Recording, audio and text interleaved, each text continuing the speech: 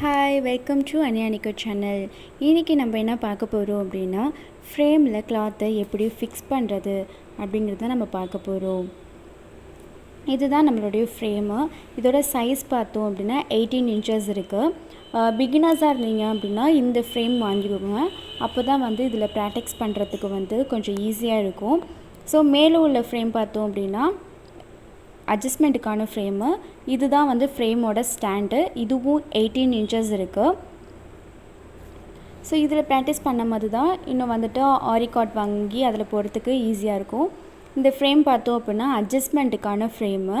கீழே உள்ள ஃப்ரேம் இது மேலே தான் நம்ம கிளாத் வைக்க போகிறோம். ஸோ இந்த மாதிரி கீழே ப்ளைனாக ஃப்ரேம் இருக்கு இல்லையா, அதை கீழே வச்சுட்டு அது மேலே கிளாத் வச்சுக்கோங்க.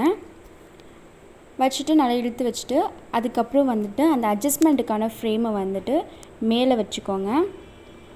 இந்த மாதிரி கரெக்டாக வச்சுக்கோங்க.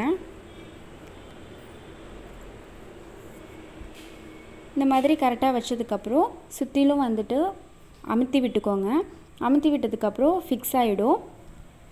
அதுக்கப்புறம் கிளாத்தை நல்லா இழுத்து விட்டுக்கோங்க. இழுத்து விட்டதுக்கப்புறம் அட்ஜஸ்ட்மெண்ட்டை வச்சு நல்லா டைட் பண்ணி விட்டுக்கோங்க. இல்லை அப்படின்னா கிளாத் வெளில வர ஆரம்பிச்சிடும். அதெல்லாம் நல்லா டைட் பண்ணி விட்டுக்கோங்க.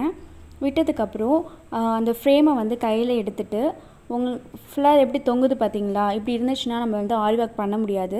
அதனால் சுற்றிலும் எவ்வளோ முடியுமோ அந்தளவுக்கு நல்லா டைட் பண்ணி நம்மளுடைய கிளாத்தை வெளில இழுத்துக்கோங்க. இழுக்கும்போது கொஞ்சம் பொறுமையாகவே இழுங்க. ஏன்னா ஃபாஸ்ட்டாக இழுத்தீங்க அப்படின்னா ஃப்ரேம் கழண்டுக்கும். அதனால் பார்த்து பொறுமையாக இழுங்க. எவ்வளோ முடியுமோ அந்தளவுக்கு நல்லா டைட்டாக இழுத்துக்கோங்க. துணி உள்ளே தொங்காத அளவுக்கு சுற்றிலும் நல்லா துணியை வெளில இழுத்து விட்டுருங்க.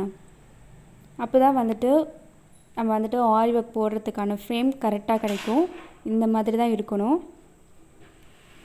நம்ம இழுக்கும் போது நம்மளுக்கு தெரியும் சுற்றிலும் ஃப்ரேம் உள்ள கிளாத்து கரெக்டாக இருக்கா இல்லையான்னு பார்த்து விட்டு நல்லா இழுத்து விட்டுக்கோங்க.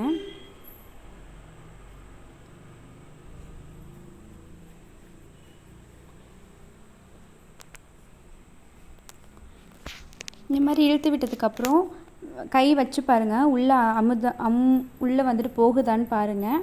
அப்படி உள்ளே போகலை அப்படின்னா அதுதான் கரெக்டான அளவுக்கு இருக்குதுன்னு அர்த்தம். நெக்ஸ்ட்டு வீடியோவில் எப்படி பேசிக்லேருந்து உங்களுக்கு எப்படி ஸ்டிச்சஸ் போடுறது அப்படிங்கிறது நெக்ஸ்ட் வீடியோவில் நாங்கள் போடுறோம். தேங்க்யூ ஃபார் வாட்சிங்.